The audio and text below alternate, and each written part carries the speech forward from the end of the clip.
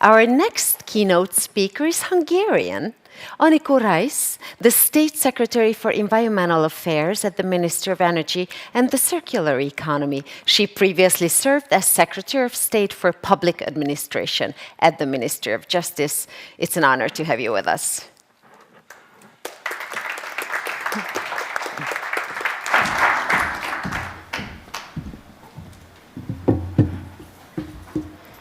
Well, thank you very much, ladies and gentlemen, distinguished guests. First of all, I would like to thank Her Excellency, Ms. Réka Szemerkényi, the Director of the International Affairs of the Equilibrium Institute, former Ambassador of Hungary to the United States, for inviting me to this fascinating event. As State Secretary responsible for environmental affairs and sustainability, I would like to highlight actually some key issues concerning the topics of this conference.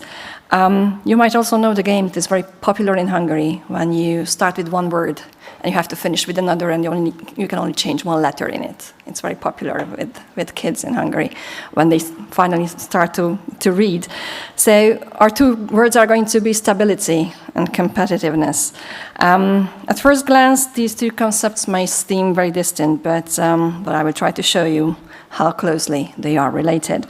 Ladies and gentlemen, as we all experience, the stability of our states and communities is particularly important today, as only this can provide individuals, families, and businesses with predictability and security, as well as an environment for progress.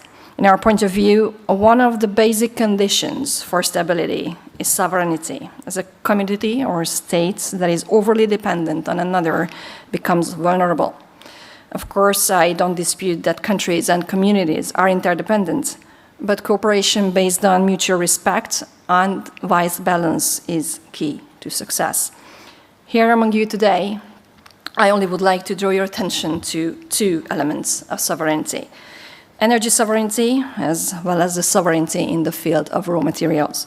First of all, diversification is a key issue for energy security and energy sovereignty. It is not difficult to see that we can provide a much more predictable, stable energy supply for our citizens and businesses if we obtain different types of energy carriers from multiple independent sources. This energy security turns into energy sovereignty when states depend on themselves rather than others when it comes to energy. The other aspect of sovereignty relevant for us today is raw material sovereignty. We in Europe have realized that we as a continent do not possess the necessary amount of raw materials, such as lithium or cadmium, that we need for our industry and innovation sector. Therefore, we introduced several tools to reduce this dependency and improve the level of raw material sovereignty of the European Union. For instance, the EU has adopted the so-called Critical Raw Material Act, the CRMA, which contains a list of strategic raw materials and sets target goals for 2030 and 2050. The Act aims to ensure that the 34 raw materials are surely, securely, and sustainably accessible by the member states of the European Union. Another example is the prioritization of the whole life cycle model with the implementation of the Extended Responsibility Producer Responsibility Scheme, which is a set of measures taken by the EU member states to ensure that producers of products bear the financial responsibility for the management of the waste stage of a product's life cycle.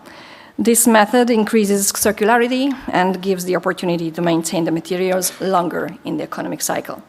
Our goal is to make our citizens and businesses interested in using resources, primarily industrial resources, with the necessary awareness. Here comes the pivotal point: to turn this theory into practice, that is, to make longer-lasting products which are reusable, recyclable, or which contain a higher extent of recycled materials. We need new solutions, so we need innovation. That is our third word. Evidently, the more innovative a business is, the stronger is its ability to renew itself, as it increases its resilience and ability to adapt and find new markets. So we talk about competitiveness. That's the final stage where we wanted to arrive. And that's why during the last semester, during the EU Council presidency, Hungary focused on competitiveness. This was put into the forefront. Because competitiveness is key to a successful environmental policy as well. We do believe in sustainability, which includes 3 elements: the economic, social, and the environmental. We may only reach our objectives if we can balance these 3 elements. Let's not forget it. The green policy of the EU can only be an example and convince hesitating partners to follow worldwide if we are successful on the economic level as well. If we in the EU safeguard biodiversity, if we reduce emissions and eliminate pollution, and at the same time make the economy thriving with the support of the society, we can prove that it is doable. That is the task that is ahead of us. As Mark Twain wrote, action speaks louder than words, but not nearly as often. So my plea to you today is to help to make it more often. Well, thank you very much for your attention.